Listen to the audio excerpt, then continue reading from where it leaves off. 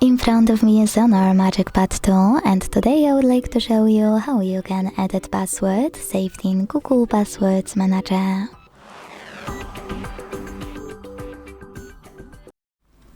Begin by opening Devices Settings and scrolling all the way down to click on Google. Now select All Services.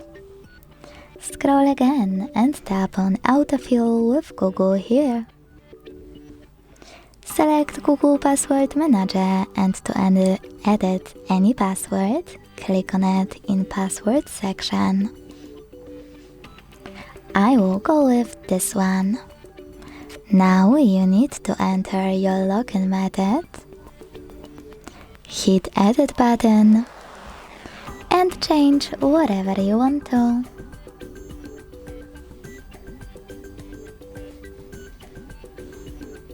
When you finished, hit Save at the top right corner. Thanks so much for watching. If you enjoyed this video, don't forget to leave a like, comment and subscribe. Bye!